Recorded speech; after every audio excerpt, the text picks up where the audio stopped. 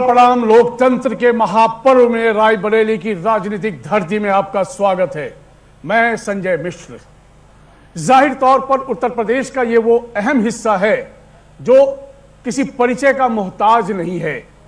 नेहरू गांधी की धरती और लगातार कांग्रेस की अपनी एक जीत यहां पर लहराती रही है और फिर यहां बहुत कुछ इतिहास में देखा भी गया है। उठापटक, फेर बदल और फिर इमरजेंसी के दौरान जब चुनाव हुआ तो 1977 में यहीं से श्रीमती इंदिरा गांधी हारी थी, राजनारायण ने उन्हें शिकस्त दी थी। लेकिन ये वो धरती है जो उर्वरा है राजनीतिक रूप से। ये वो धरती है जहां कभी उद्योग धंधे फला फूला करते थे और आज वाकई उसे इंतजार है कि उसका कब बेड़ा पार होगा। ये वही धरती है जहां बहुत सारे दिग्गज अपनी किस्मत आजमा कर केंद्र तक पहुंचे, लेकिन रायबरेली को वर्तमान में इंतजार है कि वाकई रायबरेली का वो परिचय उसे मिलेगा जिसका वो हक रखते हैं। समझने की कोशिश करेंगे। हमारे साथ सभी दलों के खास मेहमान मौजूद हैं और मौजूद है यहाँ की प्रबुद्ध जनता जिनके पास अपने खास सवाल भी हैं। चर्चा में शामिल हो उससे पहले एक परिचय रायबरेली का।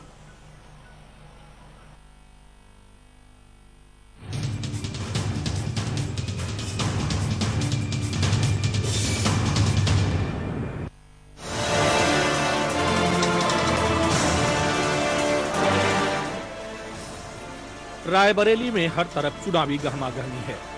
यहाँ की सभी 6 विधानसभा सीटों पर चौथे चरण में 23 फरवरी को वोट डाले जाएंगे। यहाँ का चुनावी समीकरण क्या है, इस पर चर्चा करने से पहले हम डालेंगे रायबरेली पर एक नजर।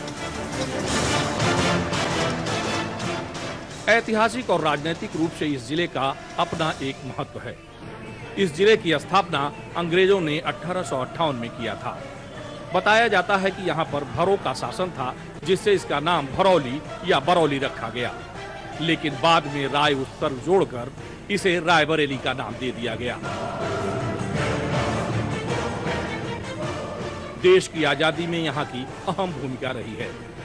मलिक मोहम्मद जायसी, खान राय, महावीर प्रसाद द्विवेदी, सूर्यकांत त्रिपाठी निराला जैसे विद्वानों की जन्मभूमि भी रायबरेली है। यूपी के प्रमुख व्यापारिक केंद्रों में एक रायबरेली में आधुनिक रेल डिब्बा कारखाना, इंडियन टेलीफोन इंडस्ट्रीज एवं नेशनल थर्मल पावर कारपोरेशन मुख्य हैं। यहां देश के कई उच्च शिक्षा एवं शोध संस्थान के अलावा देश का पहला राष्ट्रीय विमानन विश्वविद्यालय भी है। राजनीति में रायबरेली का अपना अलग स्थान है। तभी मशहूर शायर मुनव्वर राणा ने कहा है, रायबरेली है जनाब, यहाँ राजनीति पनारों से बहती है। यहाँ 23 फरवरी को बछरावा, हरचंदपुर, रायबरेली, सलोनी, सरेनी और ऊंचाहार 6 विधानसभा सीटों पर मतदान होगा। वर्तमान में यहाँ की 3 सीटों पर बीजेपी, 2 पर कांग्रेस और 1 पर समाजवादी पार्टी का कब्जा है।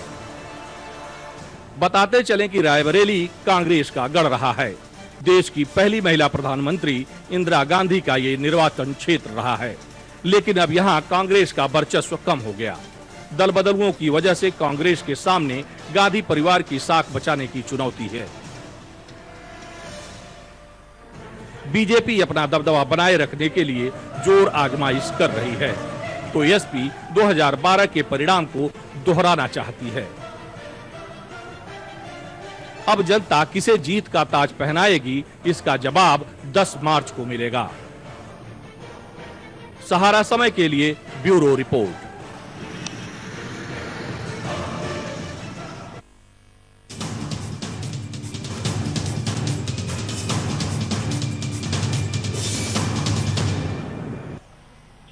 जी हाँ, इंतजार तो सबको 10 मार्च का ही है, लेकिन उससे पहले भी बहुत सारे नब्ज टटोले जा रहे हैं और सबके अपने अपने दावे भी हैं।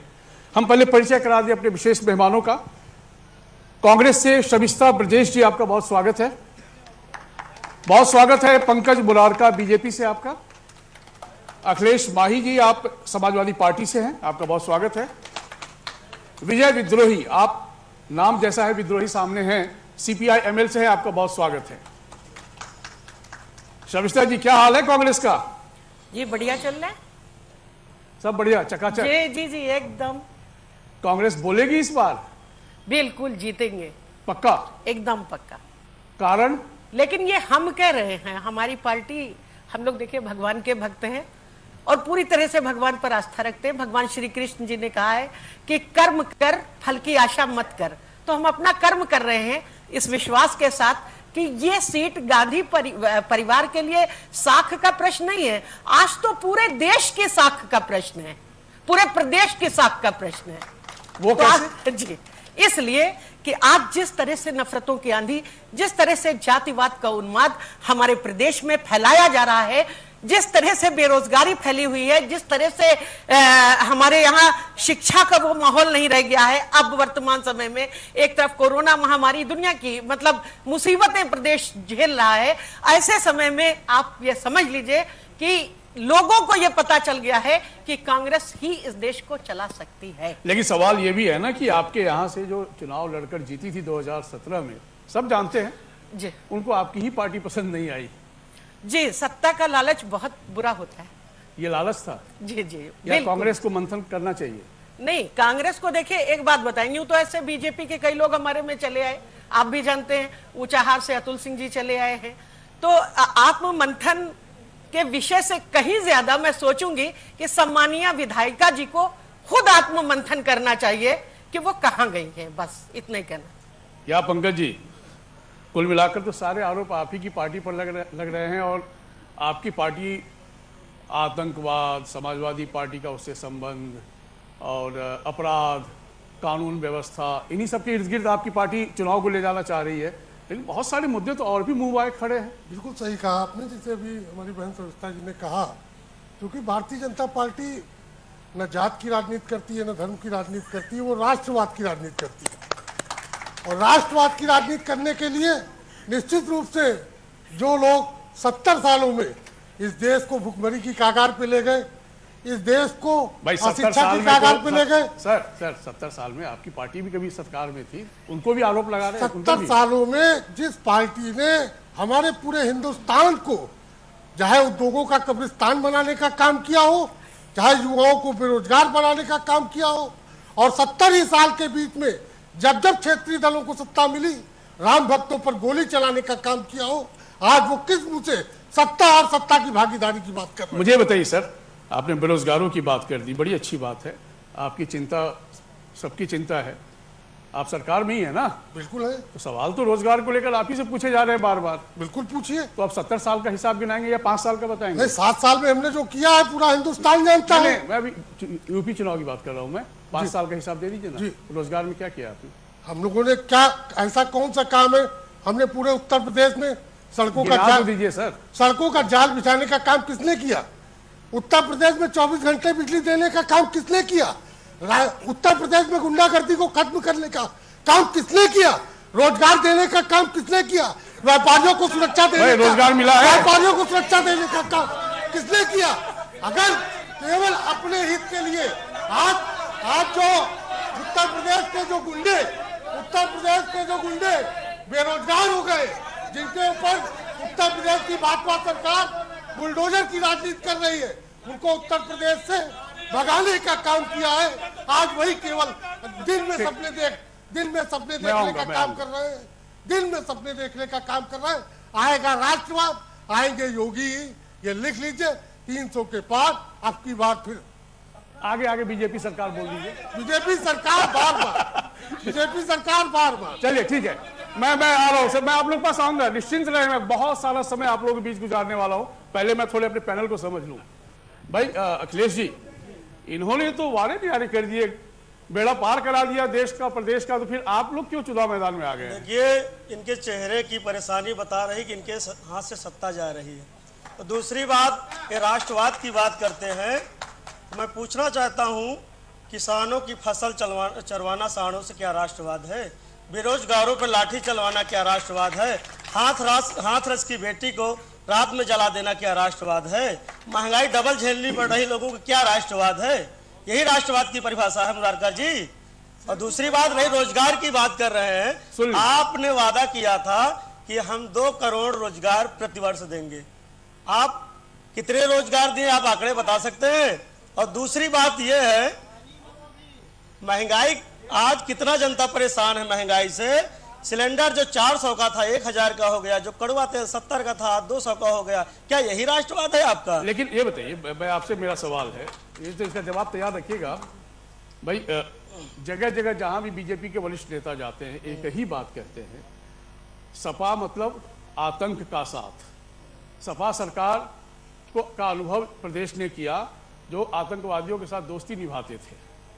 ऐसी सरकार को कोई जनता क्यों चुने, आप बताइए।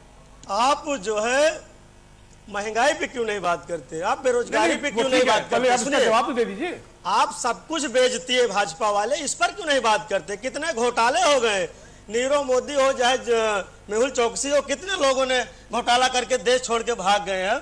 और इनकी बाबा की सरकार अपराधी बगल में खड़ा करके दूरबीन से देख रही है कि कहां पर अपराधी दिख नहीं रहा। 5 हत्यारों किसानों का हत्यारा अजय मिश्रा के बेटे पर आज तक कोई कार्रवाई नहीं हुई है। धनंजय सिंह पर कोई कार्रवाई नहीं हुई है, चुलबुल सिंह पे कोई कार्रवाई नहीं हुई है, सोनू सिंह पे कोई कार्रवाई नहीं हुई है, ब्रजेश सिंह पे कोई कार्रवाई, क्योंकि वो योगी के एक जात के लोग हैं। उन्होंने जातिवाद फैलाया उत्तर प्रदेश में, ये जात की राजनीति करते हैं और यही जातिवाद इनको गर्त में ढकेलेगा। ये लोग जैसे जैसे चुनाव बढ़ेगा तीसरे चौथे चरण में ये अपने आप को निचले पायदान पे जाएंगे। पंकज जी प्लीज, मैं आऊंगा सर। पंकज मुरारका जी सुन लीजिए ना, इनके राज में थाने से आप धैर्य क्यों खो रहे हैं भाई? और योगी सरकार कुलदीप मैं आपसे जवाब लूंगा, पहले मुझे आगे आने दीजिए। मैं समझ गया, मैं आपको रोक रहा हूँ, मैं आपको रोक रहा हूँ, रुक जाइए प्लीज। हाल ही में अखिलेश जी मैं आपके पास आ जाऊंगा। हाँ ठीक। अदिति जी भाजपा में उनकी गाड़ी कौन पलटवाया था, आप बता सकते हैं? और मैं पूछना चाहता हूँ क्या उनके घर क्या बुलडोजर चला? क्योंकि वो ठाकुर थे इसलिए बुलडोजर नहीं चला। पंकज जी आप गरीबों का दर्द नहीं जानते हैं, कितने लोगों के साड़ों ने जान ले ली है। जवाब ले लूं मैं जवाब ले लूं। अब आप जवाब दीजिए तसल्ली से, फिर मैं विजय जी आपके पास आ रहा हूँ। देखिए, मेरे सम्मानित भाई ने अभी बहुत अच्छी बात कही, बहुत सारे सवाल किए हैं। हाँ, जो उन्होंने बहुत सारे सवाल किए, चाहे वो बेरोजगारी का मुद्दा रहा हो जी, या देश में या उत्तर प्रदेश में कानून व्यवस्था की बात इन्होंने की। मैं इनसे पूछता और एक जाति विशेष को समर्थन देने की भी बात, जात विशेष को समर्थन देने की आपने बात की।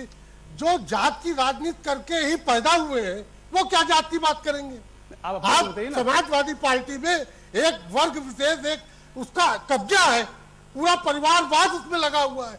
30-30, 35-35 उसमें जो विधायक एमपी एमएलए हैं सब परिवार के लोग बना। पंकज जी इनकी तो एक छोटी कैबिनेट ऑलरेडी यूपी में इनके परिवार की है, तो परिवारवाद की बात ये रखें। अरे सर मैं दूसरा मेरा सवाल सुनिए। इन्होंने एक बहुत बुनियादी सवाल उठाया, एक प्लीज।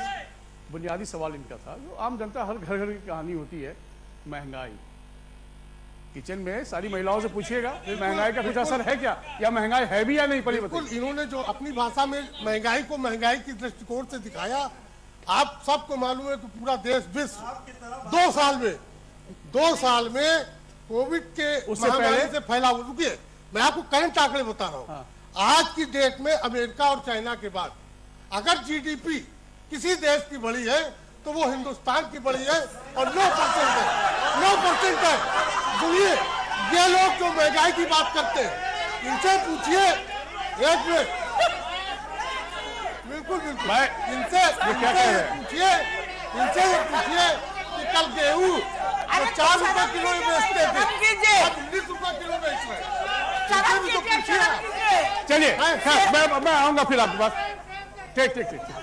देखिए ये चर्चा हो रही है, आप लोग भी पार्टिसिपेट करेंगे, मैं आ रहा हूँ आपके पास।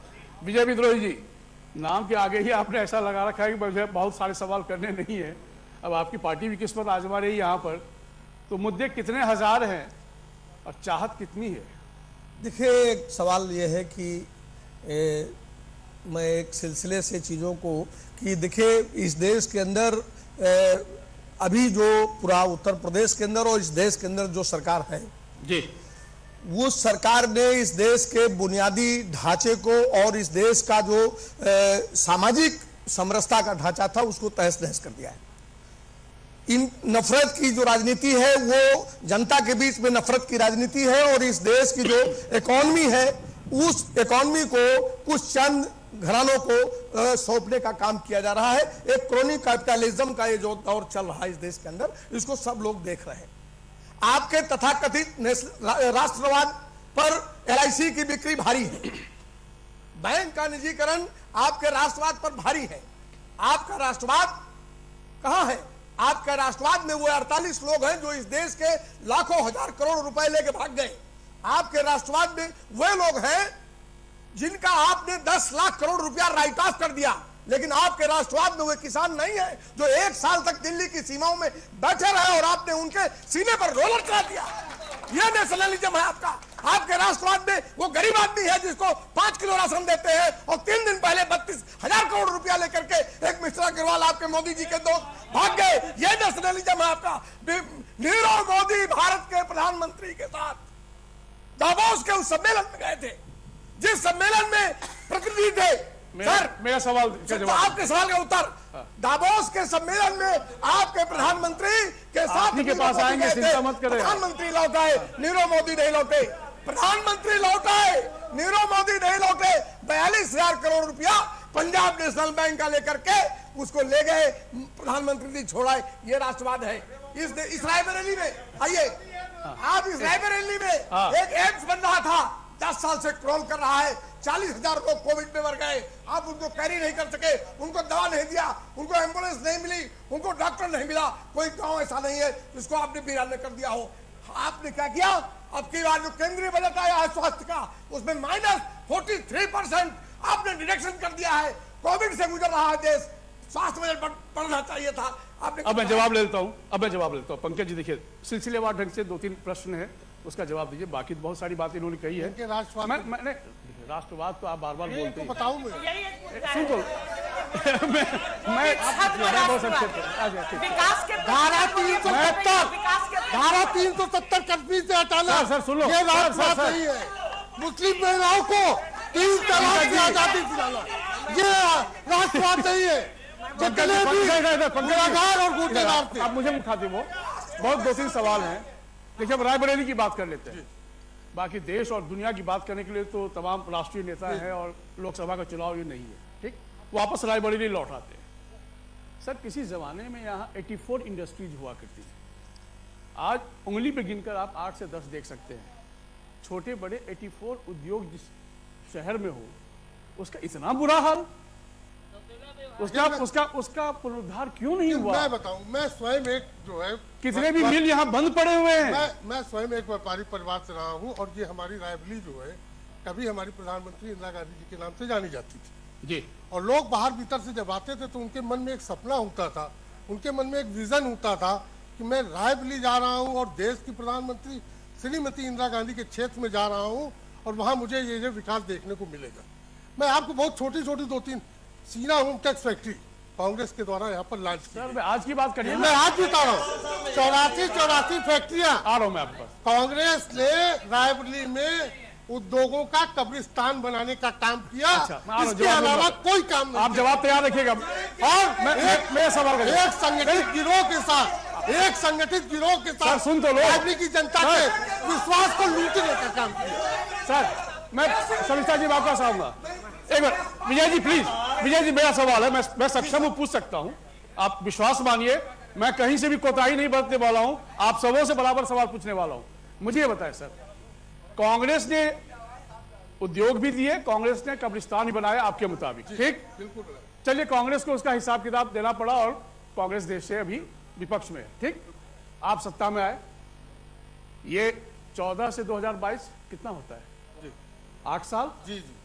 बीते 5 साल आपके खाते में गया जो उत्तर प्रदेश का था। सर, कितने उद्योग आपने दिए? बहुत अच्छा प्रश्न आपने किया। आपने अभी बहुत अच्छा प्रश्न किया और आपके ही उद्बोधन में आपने स्वयं स्वीकार किया कि कांग्रेस के शासनकाल में यहाँ 84 फैक्ट्रियां। अरे सर, भूल जाइए ना। रुकिए, आपके जवाब का जवाब है, सवाल का जवाब वहीं से निकलेगा। चलिए, जवाब दीजिए। आपने स्वयं ये एक्सेप्ट किया कि कांग्रेस के शासनकाल में यहाँ 84 फैक्ट्रियां थी। आप स्वयं नहीं बता सकते कि आज कई फैक्ट्रियां यहाँ रन कर रही हैं, आखिर क्यों? दूसरा आप बताओ। नहीं,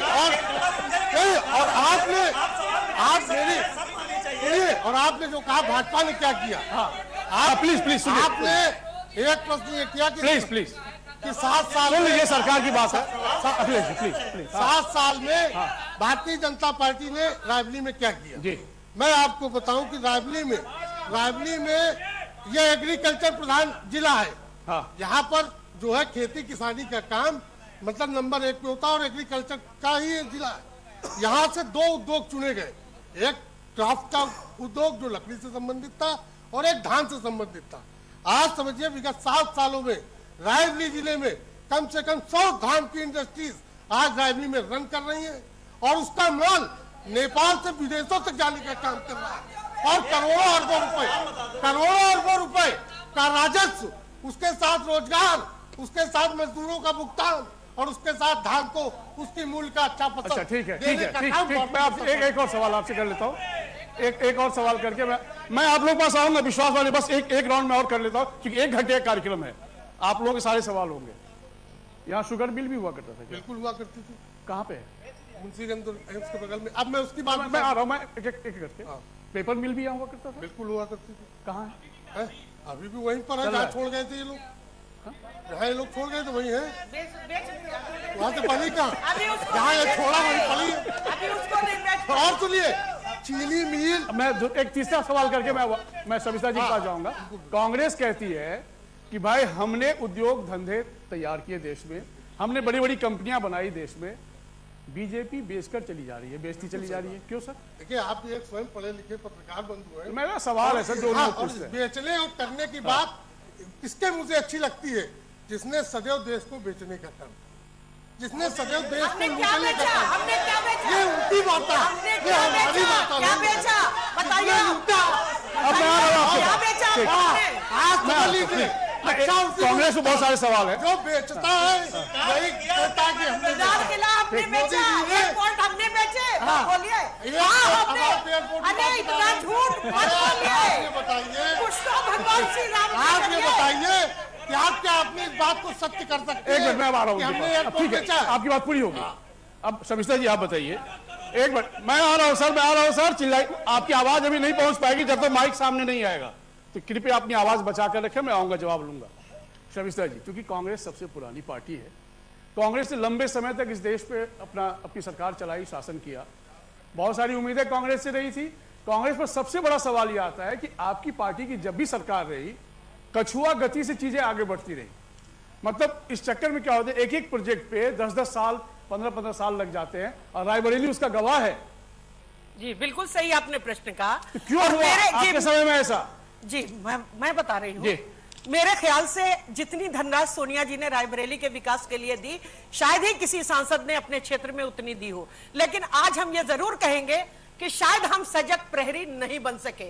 30 सालों तक एक परिवार के हाथ में विधायकी होने के कारण यहाँ का विकास बड़ी धीमी गति से चला, क्योंकि आज वो सम्मानीय विधायिका जी आपके पाले में है और मेरी तो इच्छा थी कि एक दिन वो आती, वो डिबेट में किसी डिबेट में आ नहीं रही, ताकि जनता उनसे उनकी नैतिक जिम्मेदारी पूछे। आप रुक जाइए, हम आप में नहीं बोले पंकज जी, पूरी बात होने दीजिए। पूरी बात कीजिए। यहाँ कोई बाहरी ठेकेदार नहीं आ सकता था, आता था तो उससे वसूली की जाती थी। सीवर के प्रोजेक्ट में आज से करीब कितने साल पहले सोनिया जी ने ये पैसा जो है दे दिया। हमारी हाजी इलियास साहब जब नगर पालिका अध्यक्ष थे, 100 करोड़ रुपए हम लोगों ने निर्गत भी कर दिए, जल योजना के भी निर्गत कर दिए। उसके बावजूद भी यहाँ कोई बाहरी ठेकेदार वो ठेका लेने के लिए नहीं आया। तो उसमें सोनिया जी की क्या गलती, कांग्रेस पार्टी की क्या गलती? यूपीए की सरकार 10 साल चली ना, 10 सालों में इन्होंने रायबरेली को मेरा सवाल पूरा, एक भी एक मिनट प्लीज, सवाल पूरा, अच्छा लगेगा आपको जवाब देने में तैयारी के साथ।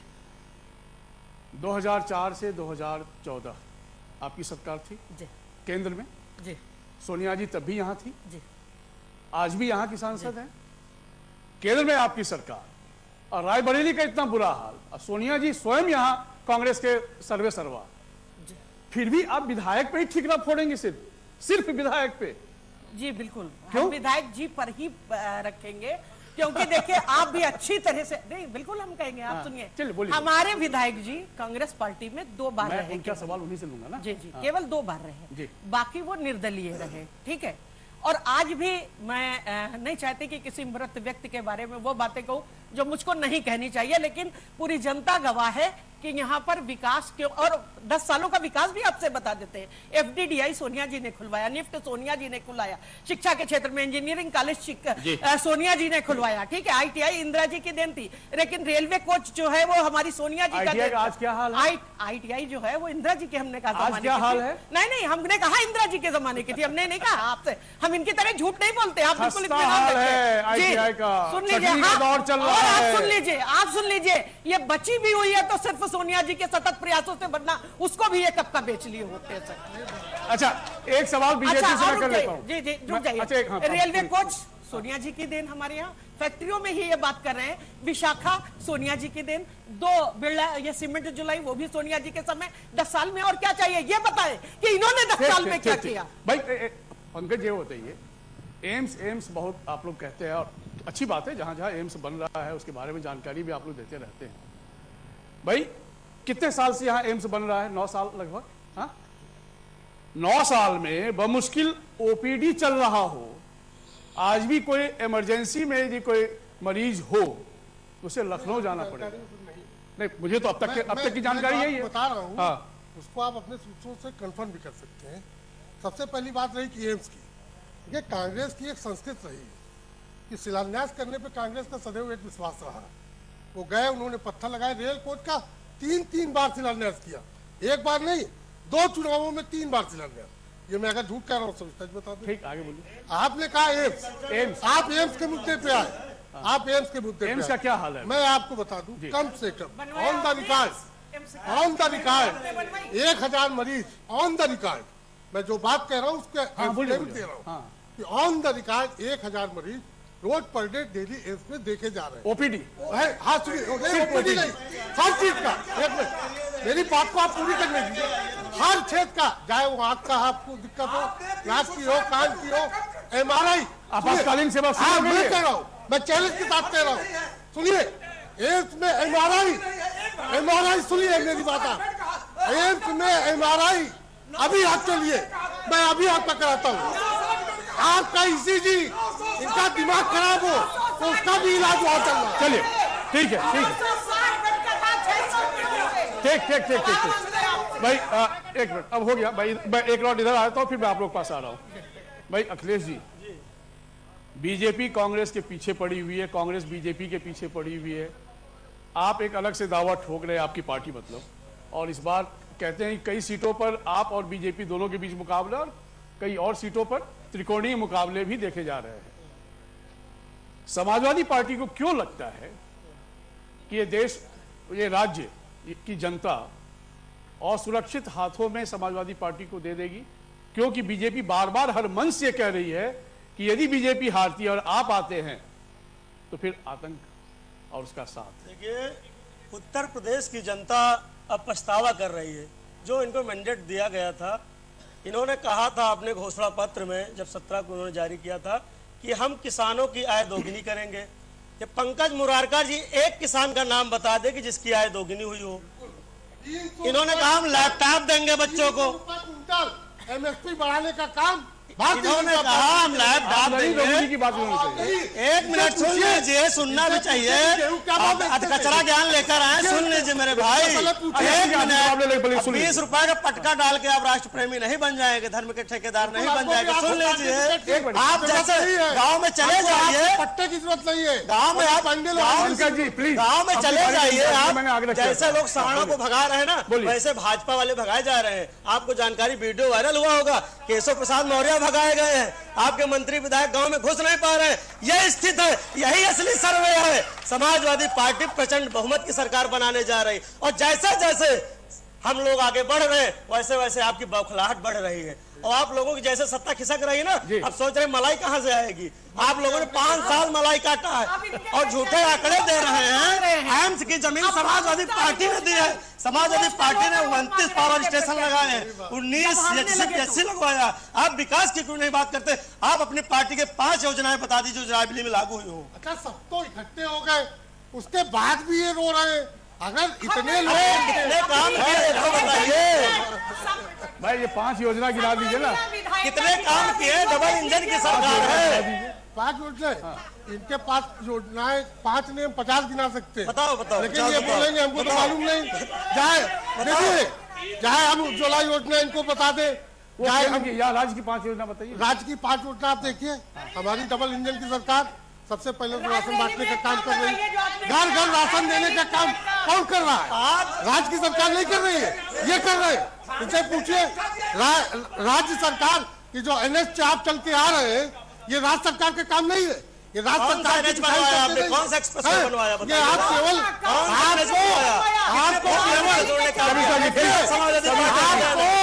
केवल हैंडल पैंडल दिख रही है और इनको अपना। देखिए आप सवाल पूछिए, जवाब तो सुन लीजिए ना। इनको अपनी हैंडल पैंडल गायब दिख रही है, झूठ की और फैक्ट्री कांग्रेस खोले का हैं साफ दिख और रहा केवल है। झूठ का अब ताला उससे मार रहे हैं। इनके बारे में नहीं बता सकते, जनता बताएगी। मेरा है, एम्स राजली में इलाज में कराऊंगा, ये तय। चलिए बहरहाल मुद्दे बहुत हैं, हम चूंकि सम्मानित लोग काफी देर से, आप लोग वहां से आओ, कोई बात नहीं, मैं सीधे इधर से आते हुए आऊंगा। भाई कांग्रेस के कार्यकर्ता, देखिए भारतीय जनता पार्टी राष्ट्रवाद का जो ढोंग करती है, ये वो बता दे जो उत्तर प्रदेश का मुख्यमंत्री 80-20 की नफरत की राजनीति करता है। ये धर्म के ठेकेदार न बने, इस देश की जनता बहुत समझदार है। 2 करोड़ रोजगार कहाँ गए, आप वो क्यों नहीं बताते? 300 रुपए में कांग्रेस की सरकार में गैस सिलेंडर मिलता था, 1000 में भाजपा की सरकार में। आज महिलाएं रो रही हैं, जब कड़वा तेल कढ़ाई में डालती है तो उनको ऐसा लगता है अपने आंसू डाल रहे हैं। मोदी जी, आज वो मोदी जी के उज्ज्वला के सिलेंडर लोगों के घर में जंग खा के सड़ गए, कबाड़ियों की दुकान पे बिक रहे हैं। युवाओं को पकौड़ा तलने का रोजगार दिया है। जो धर्म की बात करता है, जो धर्म की बात करता है, धर्म के ठेके वो कौम के ढोंगी है। आपके सवाल है मंदिर तोड़ा था या राम ने मस्जिद तोड़ी है, ये बताएं। ठीक, यानी आपका सवाल मोटे तौर पर, हाँ बस काम की बात ये है, बाकी तो भाषण है। हाँ भैया मैं आ रहा हूँ आपके पास, हाथ में उठा, मैं सबके पास आऊंगा। चाचा जी से ये निवेदन है कि सामने जो खड़े हुए हैं ये पंकज मुरारकर जी बीजेपी से, हमारे चाचा जी जो हैं उनसे निवेदन है कि मुझे उंगली पे भारतीय जनता पार्टी के द्वारा करे हुए 3 वैकेंसी गिना दें। और दूसरा मेरा सवाल ये है, अभी आप जब यहाँ पे मौके पे आए हैं, इन्होंने कहा था गड्ढा मुक्त सरकार बनेगी। आप जब आए हैं, मैं आपसे सवाल करना चाहता हूँ कि रायबरेली की रोड आपको कितनी गड्ढा मुक्त मिली है, या इनके खुद के बोलने की सड़कें कितनी गड्ढा मुक्त बनी है, ये आप हमको यहाँ पे बताएं कि किस जगह पे कहाँ विकास हुआ है। विकास के नाम पे केवल इस 5 साल इन्होंने भ्रष्टाचार किया, हिंदू मुस्लिम की राजनीति करी, हम लोगों का भाईचारा इन्होंने खत्म किया, युवाओं को बेरोजगार किया, हमें भीख मांगने वाला दिया। 5 साल आगे की बजाय हम लोग 5 साल पीछे चले गए। जवाब ले लूं? हाँ, ले लीजिए। आप सांस ले लो सर, जवाब दो। बिल्कुल सही कहा मेरे भाई ने कि वास्तव में इन्होंने जो गिनतियां गिनाई, गड्ढा मुक्त हुआ, जो इन्होंने गड्ढा मुक्त की बात की, आप स्वयं बताइए, आप लखनऊ से भी आए होंगे। नहीं यहाँ राबली से आए, ठीक है, आप राबली में आए हैं, आप या तो रेलवे स्टेशन से आए होंगे या तो आप डिग्री कॉलेज चौराहे से आए।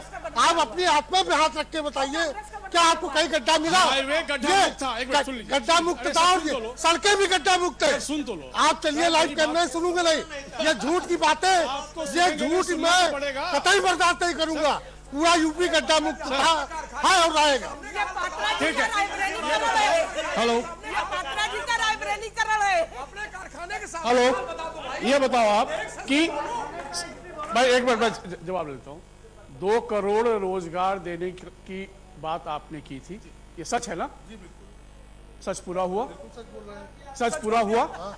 हाँ, अब मैं आपको याद दिलाना चाहता हूँ, अगर यहाँ पर बैठी जनता को याद नहीं है, माननीय अभी जब PCS IAS की भर्ती हुई जी, या अभी जो हमारे शिक्षकों की भर्ती हुई है, तो उसको भर्ती दिलाने का काम किसने किया, ये आप बताइए। आज IAS PCS को योगी जी ने स्वयं अपने हाथों से, जो आपकी परीक्षा है, कोविड 2 साल चला, देखिए 2 साल कोविड में हमने जितना रोजगार देने का काम किया, हमने जितनी नौकरियां देने का काम किया, मैं विश्वास के साथ कह सकता हूँ 100 साल ये राज करेंगे तब भी ये नहीं दे पाए। मतलब रोजगार का मुद्दा है ही नहीं? नहीं, बिल्कुल नहीं है, बहुत ये इनका झूठ का मुद्दा है। आप गुस्सा इनकी आत्महत्या है। बस आ रहा हूँ, मैं गलती हो गई मुझसे, आपका नहीं लिया। चलो बताओ। आज उत्तर प्रदेश में सबसे बड़ा मुद्दा जो है रोजगार का। मैं नौजवान हूँ, रोजगार चाहिए, और भारतीय जनता पार्टी 5 साल 2017 से 2022 तक राज किया। ये हमको कोई रोजगार बता दे जिससे नौजवानों को रोजगार मिला हो। और सबसे बड़ी बात, हम ये कहना चाहते हैं कि जो नौजवान हितों की बात करेगा वही प्रदेश में राज करेगा।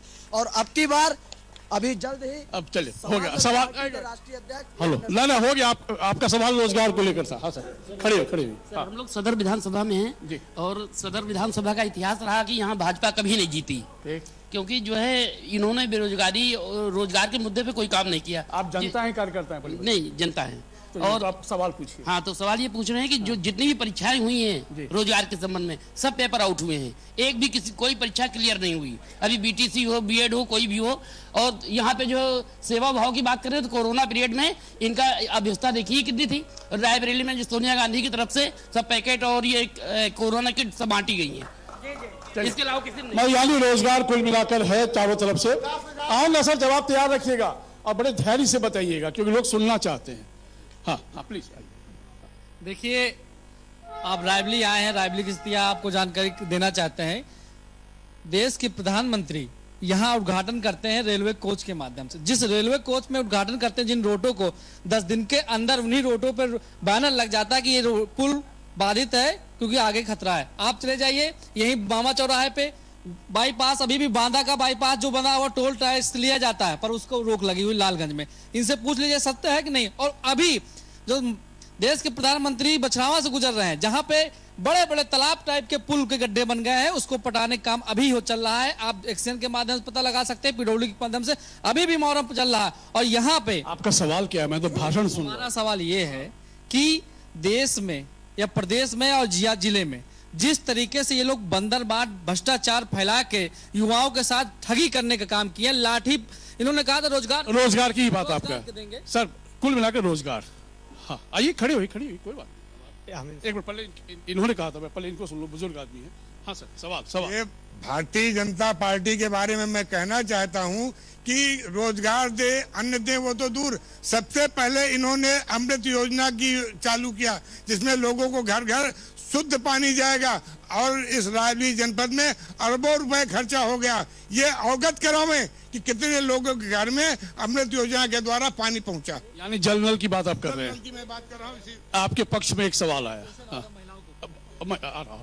मैं भाजपा के नेताओं से पूछना चाहता हूँ, क्या नौजवान रोजगार मांगेगा तो क्या लाठी देंगे? ये राष्ट्रवाद में आता है? हाथरस की बेटी को रात में जिंदा जला देंगे, क्या ये राष्ट्रवाद में आता है? नौजवानों को इनके मुख्यमंत्री ने कहा कि टैबलेट लैपटॉप देंगे, 1 GB डाटा देंगे, दिया इन्होंने? रात में जानवर, हमारे किसान भाई रात में जानवर ताकते हैं, क्या इनका ये राष्ट्रवाद में आता है? हमको भाई आवारा पशु भी एक मुद्दा है, जवाब तैयार रखिएगा। हाँ बाबू आइए इधर। बोलिए। योगी जी कहते हैं कि नौजवान देश का भविष्य है और इन्हीं भविष्य, नौजवानों का भविष्य से खिलवाड़ कर रहे हैं, उनके ऊपर लाठियां चलवा रहे हैं। आप अभी इलाहाबाद प्रयागराज में देखा होगा कितनी पुलिस ने अपने बंदूकों को कुंडे से ताला तोड़ के नौजवानों को बाहर निकाल कर, छात्रों को बाहर निकाल। वही सवाल है जो बाकी नौजवानों का है। सबसे बड़ा मुद्दा बेरोजगारी। तो पहले आप जवाब दे ही दो, क्योंकि देखो कुल मिलाकर आपके सामने बात है, नौजवान रोजगार के लिए परेशान है। नौजवानों को लग रहा है कि भ्रष्टाचार आकंठ है, लेकिन बता नहीं रहे हैं। नौजवानों की शिकायत है। और प्लस कानून व्यवस्था को लेकर एक ने सवाल उठाया कि क्या हाथरस में जो जिसके साथ हुआ, क्या वो राष्ट्रवाद था? ठीक बात, इन्होंने बिल्कुल, मैं पॉइंट टू पॉइंट आपकी बात पे आता हूँ। सबसे पहले इन्होंने जो बात की कि हमारा नौजवान रोजगार से पीड़ित है, मैं आपको बताना चाहता हूं कि माननीय योगी जी ने रेहड़ी और पटरी के दुकानदारों को 10-10 हजार रुपए का लोन बिना किसी गारंटी के देने का काम किया। ये भारतीय जनता पार्टी की थी। दूसरी बात बंदूक के पद से छात्रों को मरवाएंगे, नौजवान साथियों को। और जो नौजवानों की बात है, इन्होंने अभी एक बात कही। जवाब सुन लो भाई, आप जब बोल रहे थे वो सुन रहे थे, कृपया जवाब तो सुन लो आप। मैं आपको बहुत ही ईमानदारी के साथ ये बात बताना चाहता हूं कि इस देश का नौजवान और खासकर उत्तर प्रदेश का नौजवान, इन 5 सालों में पूरे उत्तर प्रदेश में एक भी दंगा ना होने के कारण जो नौजवानों का भविष्य आज सही दिशा में जा रहा है, हम लोगों ने उसको देने का काम किया। अब आप रोजगार की बात करती हैं। रोजगार विजय जी आप बीजेपी है क्या? विजय जी सुन लीजिए, आप बीजेपी नहीं है ना, सत्ता में वो है। सारे सवाल आपके भी हैं उनके भी हैं और इन तमाम लोगों के सवाल सरकार से ही होते हैं, तो सुनना तो पड़ेगा जवाब ना सर। ये लोग तो वो लोग हैं, ये लोग तो वो लोग हैं जिन लोगों ने हम लोगों से कहा कि हाँ, आप अपनी बात पूरी करें। ये लोग वो लोग हैं जो इन लोगों ने हम लोगों से कहा वादा तो करते हो, ये तो रोज बताते हो, मंदिर कहाँ बनाओगे, मंदिर कब बनाओगे, तारीख कब बताओगे, तारीख कब बताओगे, तारीख भी बता दी। समझ गया सर, ठीक है, ठीक। अब आप जवाब। आप पटरी दुकानदारों की बात कर रहे हैं, मैं भारतीय जनता पार्टी से पूछना चाहता हूं, रायबरेली में सिविल लाइन पर 40 सालों से सिविल लाइन चौराहे पे करीब 200-250 पटरी दुकानदार थे। उनको भारतीय जनता पार्टी के राज में साल भर नहीं बीता, इसी कोरोना में उनको बुलडोजर चलवा के रात के अंधेरे में उनके परिवार पर लाठी चला के और इन्हीं के पार्टी के नेता के डंफरों में उनकी गाड़ियों, उनके गुमटियों को लाद के और सही नदी के किनारे फेंका गया। भारतीय जनता पार्टी इसका जवाब दे। ये पटरी दुकानदारों को जवाब। मैं बहुत सम्मानित रूप से कहना चाहूंगा कि ये मामला जो आपने उठाया है, ये किसी पार्टी विशेष का मामला नहीं है। ये माननीय हाई कोर्ट ने आदेश दिया, माननीय हाई कोर्ट का लिखित आदेश, माननीय हाई कोर्ट ने आदेश दिया और उस आदेश के तहत कोर्ट की अवमानना न हो, उस आदेश के तहत पुलिस प्रशासन और रायबरेली के शासन ने उस अवैध व्यवस्था को हटाने का काम किया। चलिए अगला सवाल। सर सवाल ये है कि हमें बड़ा कष्ट है लोगों से। आपको? हाँ, जो सवाल पूछ रहे हैं रोजगार पे, पूछे कैसे? ये कह रहे हैं कि रोजगार दिया है, रोजगार दिया है, रोजगार दिया है ना भाई। सुबह हम लोग पकौड़ा तलते हैं, रात में खेतों में रहते हैं, ये रोजगार है? क्या दिक्कत है? ये सब झूठ बोल रहे हैं। इतना अच्छा रोजगार दिया है कि हम तो उसको बता नहीं सकते। कुल मिलाकर रोजगार पे ही सवाल है। तो हमने जवाब दिया, ये नहीं मानेंगे, नहीं मानेंगे, ना 100% मानेगा ये नहीं मान रहे, जिसकी पूछ रही वो मानेगा। अच्छा सर ये बताओ भाई, ये बताओ आप लोग, क्या एक मिनट, आवारा पशु भी एक मुद्दा है क्या? हा? सर आवारा पशु मुद्दा कई लोगों के लिए है। एक तो किसानों के लिए है, उनकी फसल नष्ट हो जाती है उन आवारा पशुओं की वजह से। सड़क पर दुर्घटनाओं का शिकार आम आदमी को होना पड़ता है उन पशुओं की वजह से। क्या आपकी सरकार ने उसका कुछ निदान दिया? बिल्कुल, उत्तर प्रदेश सरकार ने इस गंभीर मुद्दे पर चिंतन किया, मनन किया। उसके बाद इसमें हजारों करोड़ों का बजट बना करके हर जिले में, छोटे छोटे गांवों में गौशाला बनाने का काम किया। ये केवल एक राजनीतिक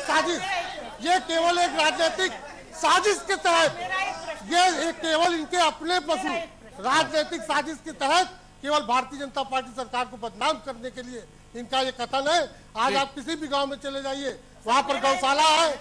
अभी भी रायबरेली में नियस्ता के पास 10,000 गायों को रखने का एक ठीक है भाई। हाँ, आपको सवाल पूछना चाहती है, पूछिए। हाँ भाई, कौन आप यहीं से पूछिए, सवाल पूछिए जी। आप लोग प्लीज खामोश रहिए। बात गौ माता की आ गई है तो मैं भी श्रद्धा पूर्वक इनसे एक प्रश्न पूछ लूं। इन्होंने कहा कि हमने जो है गौशालाएं बनाई, चिंतन किया, मनन किया। हम फिर जानना चाहते ये हैं कि उन्नाव में मंचेकपुर गांव में जो आपकी गौशाला थी, वहां पर इतने अधिक पशु आपने रख दिए कि जो बच्चे पैदा हुए वो इसी में घुटकर मर गए और उसके बाद जो है उनको भूखा प्यासा रखा गया, जिसके तहत एक कवि अखिलेश अवस्थी ने अपना आत्मदाह करने का प्रयास किया। यह है आपकी गौ भक्ति? बताइए। उत्तर प्रदेश सरकार ने इस तरह के जितने भी मामले उनके संज्ञान में आए, हमको बताइए, कड़ी से कड़ी कार्रवाई करने का काम किया और उनको उनकी जगह पहुंचाने का काम किया। कहीं अगर हम राम भक्त है तो हम गाय भक्त भी है, इसको कोई न भूले। मैं अगले सवाल पर आता हूँ। आइए सर, खड़े हुए प्लीज। सवाल क्या है सर? परिचय दीजिए आप। मेरा नाम अजय त्रिपाठी है, मैं भारतीय जनता पार्टी का पूर्व जिलाध्यक्ष हूँ। अब लीजिए आपके भाई, आप अपनी बीजेपी के बारे में बताइए। आप जो लोग सवाल कर रहे हैं आपसे और जो जवाब भाई साहब दे रहे हैं, क्या आपको लगता है कि आवारा पशु एक मुद्दा है? क्या आपको लगता है कि रोजगार एक मुद्दा है? क्या आपको लगता है कि रायबरेली विधानसभा क्षेत्र के लिए या पूरे जिले के लिए उद्योग धंधे कोई मुद्दा है जो चौपट हो चुके हैं? निश्चित रूप से पिछले 7 वर्षों में नरेंद्र मोदी की सरकार ने, उत्तर प्रदेश में योगी जी की सरकार ने, जो बहुत गंभीर समस्या थी, रायबरेली के पूर्वा नहर है और ये कृषि से संबंधित लोगों के जो हमारे भाई है, बंधु, हमारे परिवार लोग भी खेती करते हैं। सोनिया गांधी यहाँ का प्रतिनिधित्व करती थी, अखिलेश यादव जी यहाँ पर 2012 से 17 में की जो सरकार थी उसमें 5 विधायक थे रायबरेली समाजवादी पार्टी के। वह पुरवा नहर में कभी लोग पानी नहीं ला पाए। अगर उन नहर पे पानी लाने का काम किया तो भारतीय जनता पार्टी की सरकार ने किया है। आप जाके दे सकते हो उस नहर में पानी आ रहा कि नहीं आ रहा। अरे भैया उतना देखिए, आप जाइए देख के आइए, आप जाइए देख के आइए। सुनिए, अब सुन लीजिए भैया, रेलवे लाइन का एक बहुत बड़ा मामला था। रेलवे लाइन का दोहरीकरण का काम और इलेक्ट्रिफिकेशन का काम, इलेक्ट्रिफिकेशन का काम भारतीय जनता पार्टी की सरकार ने किया है। अरे भाई आप जाइए देख के आइए, आप जाइए। सोनिया गांधी ने इस रायबरेली को केवल छला है। सोनिया गांधी ने रायबरेली छला है, इसलिए एक बार खाली उनको 5 विधायक मिल गए, दूसरी बार जब आए तो सुप्रसाद हो गया। और जो कांग्रेस में थे उनको लगने लगा कि ये कांग्रेस टूटा है। रोजगार सर, रोजगार बहुत सारी आवाजें रोजगार को लेकर। आपको पता है उत्तर प्रदेश की सरकार ने पिछले 5 सालों में 5.5 लाख लोगों को नौकरी हम कहते हैं। ये आपका डाटा कहता है। आपका 2 करोड़ रोजगार का वादा था, 2 करोड़ रोजगार का वादा। आपको क्या लगता है कि 2 करोड़ रोजगार एक दिन में दिया जा सकता है? संभव है हिंदुस्तान में? वादा तो आप ही ने किया था। संभव है हिंदुस्तान में? वचन तो आपने ही दिया था। हम देंगे, रोजगार दे रहे हैं, निरंतर दे रहे हैं, निरंतर रोजगार दे रहे हैं। और जो सबसे बड़ा उत्तर प्रदेश का मुद्दा था वो था भयमुक्त समाज का। उस भयमुक्त जो एक उत्तर प्रदेश में 2012 से 17 तक जो माहौल बना उत्तर प्रदेश के अंदर, जो बहन बेटियां सुरक्षित नहीं थी, नौजवान सुरक्षित नहीं था, प्रदेश सुरक्षित नहीं था, उसको सुरक्षित करने का काम किया है तो उत्तर प्रदेश के मुख्यमंत्री ने सुरक्षित किया है। अरे भैया समंदर है, समंदर है, कोई बचेगा नहीं। जो अपराध करेगा उसकी सजा एक है जेल, उसकी सजा एक है उसकी सजा।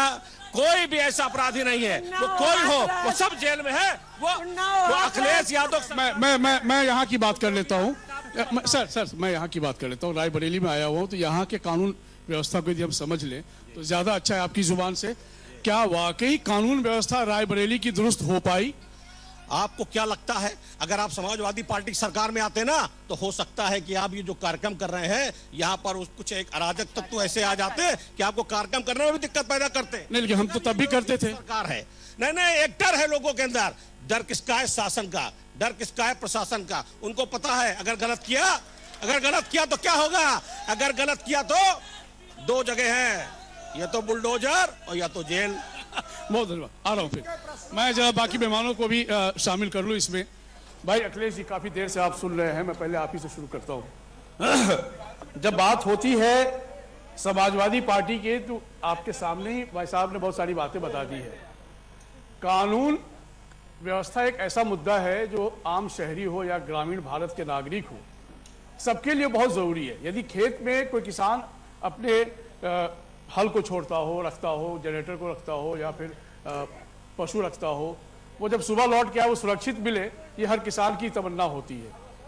आम आदमी यदि रात के 9 बजे 10 बजे चल रहा हो तो ये उम्मीद करते हुए पहुंचे कि हम घर सुरक्षित पहुंच जाएंगे। क्या आप बार आप पर आरोप लगाए जा रहे हैं कि आपके समय में डर, भय, खौफ, आतंक का माहौल था। कैसे आप जनता को समझाएंगे कि भाई हम आप ही के बीच के हैं?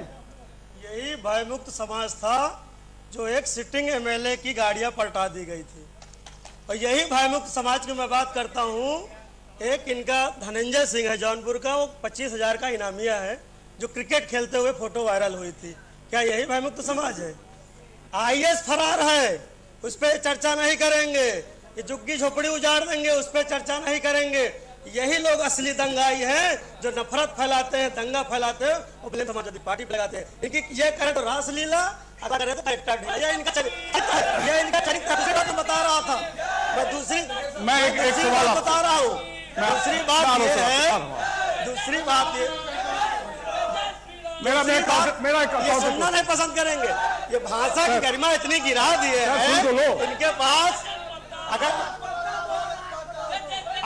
आप लोगों के शोर मचाने से बात वहां नहीं पहुंच पा रही है जनता तक, कृपया हमारे मेहमानों को सुने। आपने सुना होगा एक मुख्यमंत्री के मुंह से कि जो मीडिया को भद्दी बातें बोला है, ये वही योगी के चेले हैं जो भाषा की गरिमा गिरा दिए हैं।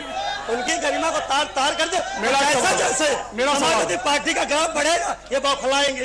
एक नारा। मैं एक सवाल का जवाब दूं, फिर उसके बाद विजय जी के पास जाऊंगा। मेरा एक सवाल आपसे, मेरा सवाल आपसे, सवाल बता रहा हूँ ना, आप सवाल कर ही नहीं रहे। अभी नौजवानों की बात आई, मैं वही कह रहा हूँ, रोजगार की। इस सरकार में इतने लव लेटर नहीं लीक हुए जितने पेपर लीक हुए। हर पेपर लीक हुआ है और ये बता रहे हमने रोजगार दिया, उस पर टॉपिक पे बात नहीं करेंगे, ये टॉपिक पे बात नहीं करेंगे। लव लेटर वाले बच्चों से देखिए जब आप बोल रहे हैं मुद्दा वो नहीं है, मुद्दा ये बताइए कितने रोजगार दिए, कितने किसानों की आय दोगुनी की, आप बताइए ना। विजय जी क्या आप एक मिनट प्लीज प्लीज प्लीज, आऊंगा मैं तब करिएगा, आप वहां से नहीं आपकी आवाज यहां पहुंचेगी, कृपया इंतजार करें। मैं आ रहा हूं।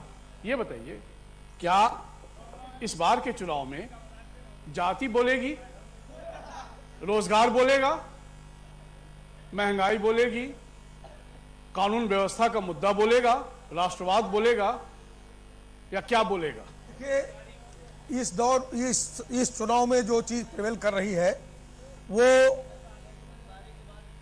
बुनियादी सवाल जो तमाम नौजवान साथी उठा रहे हैं, एकदम रोजगार का सवाल बहुत प्रमुखता के साथ उठा है और पूरे 5 साल एक बड़ा आंदोलन चला है, तमाम रोजगार यात्राएं हुई हैं और उन रोजगार यात्राओं को जिस तरह से रोका गया है, कानून व्यवस्था के नाम पर धारा 44 लगाकर उनकी गिरफ्तारियां की गई हैं, उन्हें जेलों में डाला गया है, उन्हें पीटा गया है, तो वो एक सवाल है। नौजवानों के अंदर अपना एक स्वाभाविक गुस्सा है, एक भी भर्ती नहीं, वो सारे पर्चे आउट और हर भर्ती निकालो और बंद करो। लाखों रुपया गार्जियंस का आपने ले लिया खाली फॉर्म भराने के नाम पर। एक दूसरा एम्प्लॉयमेंट का जो सवाल अभी उठ रहा है, उसमें मैं एक चीज और बता दूं कि एक तो पढ़े लिखे नौजवानों के रोजगार का सवाल है, एक ग्रामीण मजदूरों के रोजगार का सवाल भी है।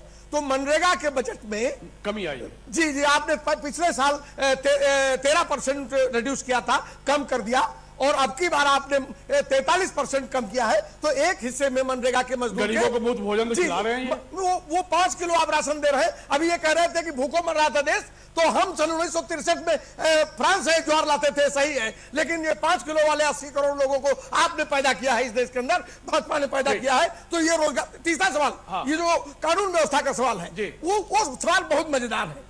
उसमें गोरखपुर के उस होटल में हुई उस हत्या को भी गिना जाना चाहिए। वो कानपुर लखनऊ के अंदर वो इंजीनियर जिसको रात के अंधेरे में अपनी पत्नी के साथ जाते हुए गोली मारी जाती है, उसको भी गिना जाना चाहिए। कानून व्यवस्था के नाम पर कानपुर के अंदर आपके पुलिस अधीक्षक द्वारा 30 लाख की फिरौती लेकर के एक नौजवान की हत्या किए जाने के सवाल को भी गिना जाना चाहिए। और ये जो जोगी की ठोको नीति है, ये भी कानून व्यवस्था का वही हिस्सा है। और इसलिए ये दमन और उत्पीड़न और ये जो भयंकर निरंकुश एक आलोकतांत्रिक सरकार है, इसको उखाड़ कर फेंकने का सवाल है। और इसको जनता उखाड़ के फेंकेगी, बचने वाले नहीं है, रायबरेली में भी बचने वाले नहीं है।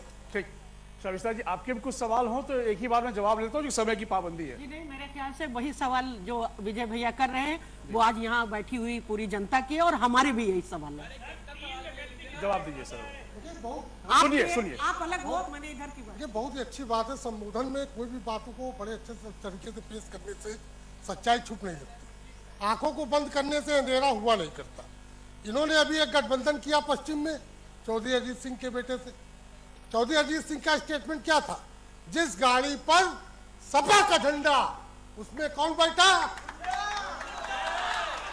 ये हमको सिखाएंगे नैतिकता, ये हमको सिखाएंगे समाजवाद, ये हमको सिखाएंगे राष्ट्रवाद, ये हमको सिखाएंगे देश में हमने किया है और करके रहेंगे। अब की बार 300 पार, अब की बार 300 पार। ये साइड देखिए, ये हैंडल भाई साहब, ये हैंडल और पंडिल की सरकार लो सपने देख रहे हैं। 10 तारीख को पूरे उत्तर प्रदेश में होली का जश्न मनेगा और भारतीय जनता पार्टी के पास जाएगी। हम होली खेलेंगे।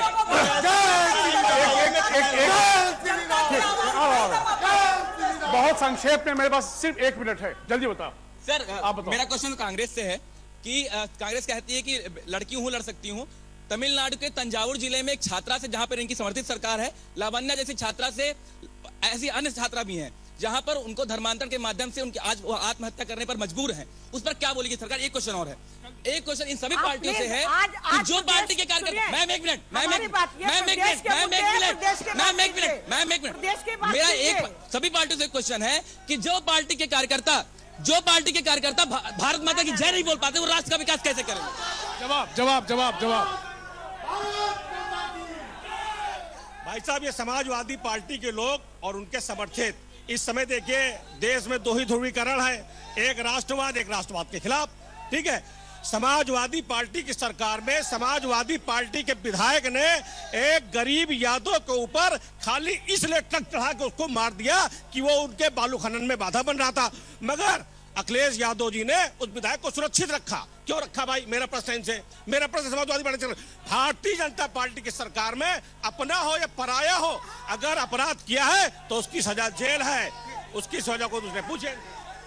चूंकि समय की पाबंदी होती है और हमें कार्यक्रम को यहीं पे विराम देना होगा, लेकिन हाँ मुद्दे तो है, मुद्दे हैं लोकतंत्र के इस महापर्व में। मुद्दे रोजगार भी हैं, मुद्दे कानून व्यवस्था का भी है, मुद्दा है रोजी रोटी, कानून व्यवस्था, राष्ट्रवाद, ये सारे मुद्दे हैं। लेकिन तमाम मुद्दों से ऊपर सबसे बड़ा मुद्दा यहाँ जाति बोलती है हर चुनाव में, और इसलिए जाति सबसे बड़ा मुद्दा है। इंतजार कीजिए आने वाले समय का, उस 10 मार्च का, जहां लोग जब मतदान होंगे और जाति फिर क्या बोलती है, सबको रहेगा इंतजार। तो फिलहाल हमारे इस दंगल 2022 के रायबरेली से कार्यक्रम में इतना ही। अगले पड़ाव पर फिर मुलाकात होगी। सहारा प्रणाम।